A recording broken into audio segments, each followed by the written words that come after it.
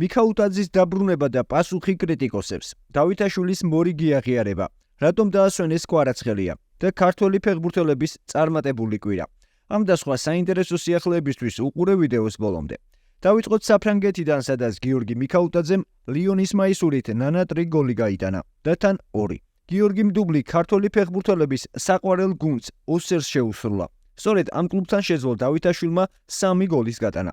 მიქაუტაძეს კი ზურიკოს მსგავსად შესანიშნავი თამაში ჰქონდა.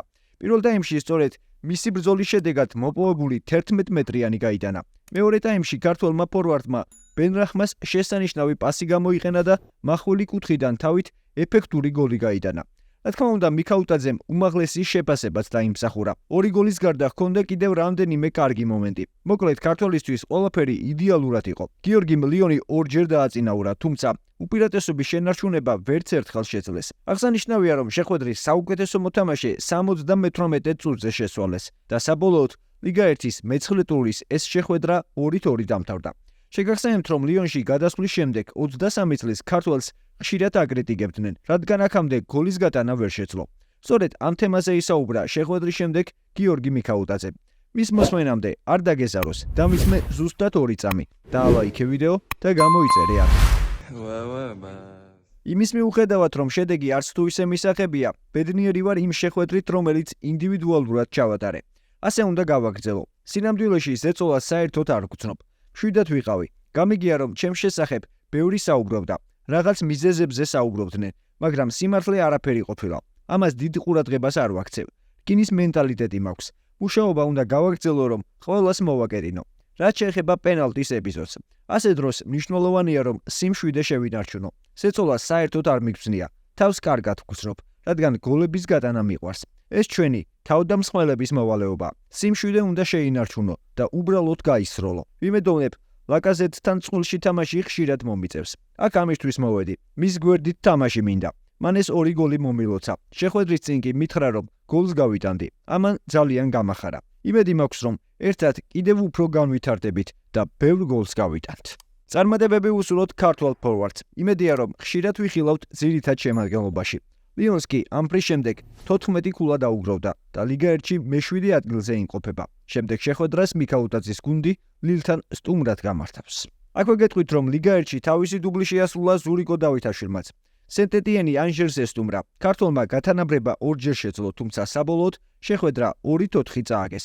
დავითაშვილმა კარისგან 8-ჯერ დაარტყა. აქედან 3 ზუსტი იყო. ბისანგარიშია 2 პოტენციური საგოლე პასიც. ამასთან მარცხის მიუხედავად შეხვედრის საუკეთესო მოთამაშე დავითაშვილი გახდა, რომელმაც ამ ყველაფერზე მცირე კომენტარიც გააკეთა. თამაშის მოგების ბევრი შესაძლებლობა ჰქონდა, მაგრამ ეს ფეხბურთია. გაკვეთილი უნდა იყოს, რომლისგანაც ვისწავლოთ და მომდევნო შეხვედრაში უკეთ ვითამაშოთ.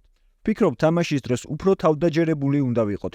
ნამდვილად არ ვიცი რა გითხრათ. ჩემთვის სულაც არ არის მნიშვნელოვანი, რომ შეხვედრის საუკეთესო ფეხბურთელი გავხდი. მთავარია გუნდი, ქულების მოპოვება და გამარჯვება. ახლა ჩვენი მდგომარეობა ცოტა უფრო გართულდა, მაგრამ იმედია შემდეგ შეხვედრაში უკეთესი იქნება და ქულებს მოვიპოვებთ. დღეს გოლები გავიტანეთ, თუმცა არასაკმარისად. ეს კი ინდივიდუალური ჯილდოა, მაგრამ ჩვენთვის მთავარია გუნდი. შეგახსენებთ, რომ სენტ-ეტიენს მიმდინარე სეზონში 9 ტურში სულ 8 გოლი აქვს გატანილი, საიდანაც 7-ში ქართველი მონაწილეობდა. 5 გოლი და 2 საგოლე პასი. დავითაშვილი 5 გოლით ლიგა 1-ის ბომბარდირებში მე-4 ადგილზეა. სენტ-ეტიენი კი 7 ქულით მე-15 ადგილზეა. ქართველის გუნდი მომდევნო ტურში 2 ნოემბერს სტრასბურგს უმასპინძლებს. ახლა კი იტალია და სერია, სადაც პირველად ნაპოლის მთავარმა მწვრთნელმა ანტონიო კონტემ ხვიჩა კვარაცხელია სერიას შეხვედრაში ძირითადიდან არ ათამაშა. მე-9 ტურში სერიას ლიდერი ლეჩეს დაუპირისპირდა და მინიმალური ანგარიშით 1-0 დაამარცხა. კვარასთან ერთად სათადარიგოზე იყო პოლიტანოც. ნაპოლის უპირატესობა მთელი შეხვედრის განმავლობაში უდიდესი იყო, თუმცა გოლის გატანას ვერ ახერხებდნენ. ერთადერთი გადამწყვეტი გოლი 73 წუთზე. კვარაცხელიას შემოსვლიდან 1 წუთში გავიდა. კუთხურიდან ჩაწოდების შემდეგ გოლი ნაპოლის კაპიტანმა გაიტანა. ნაპოლიმ ამ გამარჯვებით სატურნირო ცხრილში 22 ქულით ლიდერობა შეინარჩუნა, თუმცა მათ წინ რთული კალენდარი აქვთ. ქართველის გუნდი შემდეგ ტურში 29 ოქტომბერს სტუმრად სან-სიროზე მილანს დაუპირისპირდება. შემდეგ არის ატალანტა, ინტერი და რომა. სწორედ ამ მოახლოებული რთული შეხვედრებით ხსნის იტალიური მედიის ნაწილი კვარაცხელიას და პოლიტანოს დასვენებას. მათი თქმით, კონტემ ლიდერებს დასვენების შესაძლებლობა მისცა. რამდენად კარგად აისახება ეს დასვენება გუნდზე, ამას 29 ოქტომბერს სან-სიროზე ვნახავთ. კვარაცხელიასგან განსხვავებით იტალიის სერიას მე-9 ტურში 90 წუთი ითამაშა საბაგო გლიჩიძე, რომლის ემბოლმაც სტუმრად პარმასთან 1-1 ითამაშა. ტრადიციულად ქართველი მცველი დამაჯერებელი იყო და განსაკუთრებული შეცდომებიც არ დაუშვია. იტალიური მედიის აზრით, ქართველი დაცვის ხაზის ლიდერია. მიუხედავად იმისა, რომ გამათანაბრებელი გოლი მისი ზონიდან გავიდა. იტალიური მედიის აზრით, 20 წლის ქართველი ვეტერანის სიმშვიდით თამაშობს.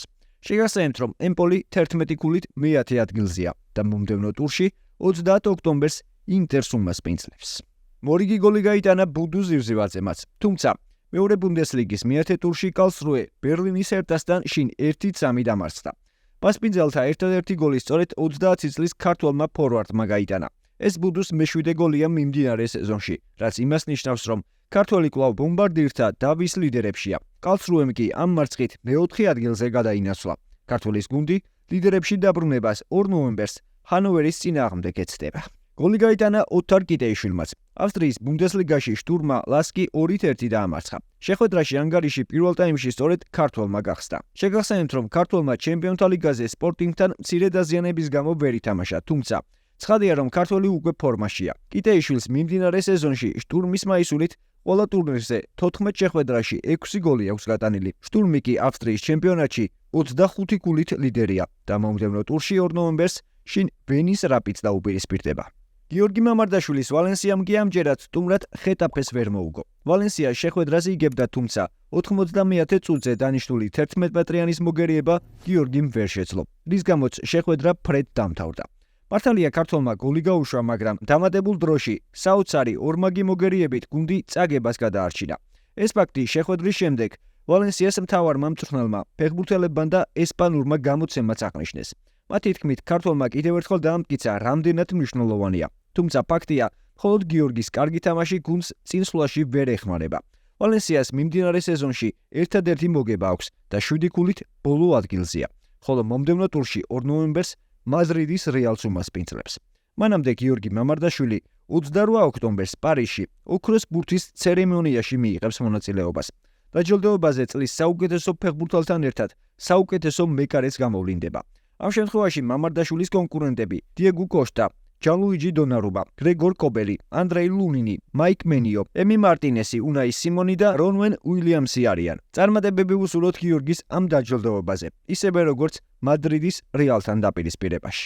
გოლი გაიტანა გიორგი ქოჩორაშვილმაც. ამჯერად ესპანეთის ლა ლიგა 2-ის მე-12 ტურში ქოჩორაშვილის ლევანტე სტუმრად გიორგი წიტაიშვილის გრანადას დაუპირისპირდა და 2-1 დაამარცხა. აღსანიშნავია, რომ ორივე ქართველმა თამაში ძირითადიდან დაიწყო. ქოჩორაშვილმა გუნდი მე-18 წუთზე შესანიშნავი დარტყმით დააწინაურა. ეს გიორგის მესამე გოლია ლა ლიგის მიმდინარე სეზონში, რაც ძალიან კარგი შედეგია. ქოჩორაშვილმა ეს შეხვედრა შეუცვლელად ითამაშა. წიტაიშვილი კი სამწუხაროდ შესვენებაზე შეცვალეს. ლევანტემ ამ გამარჯვებით 21 ქულა დააგროვა და მეორე ადგილზე გადაინაცვლა. გრანადა კი 19 ქულით მე-6 ადგილზეა. მორიგი გოლი გაიტანა საბა ლობჟანიძემაც. თუმცა ატლანტა იუნაიტედი MLS-ის პლეი-ოფში ინტერ მაიამისთან სტუმრად 1-2 დამარცხდა. მაგრამ აღსანიშნავია, რომ ლობჟანიძე ამ სეზონში ლიონელ მესის გუნდს 3-ჯერ ეთამაშა და 3-ვე შეხვედრაში გაუტანა. მერვედფინალის საპასუხო შეხვედრა 3 ნოემბერს გაიმართება და იმედია, რომ ქართველი კვლავ შეძლებს საგოლე მოქმედებით თავის გამოჩენას. ბოლოს კი, თუ მოგეწონა ვიდეო, დაალაიქე და გამოიწერე არხი, რომ არ გამოგჩეს შემდგომი სიახლეები. და ეს არის კრისტალბეთ ეროვნული ლიგის თამაშებს და უგულშემატკივრე ქართულ ფეხბურთს.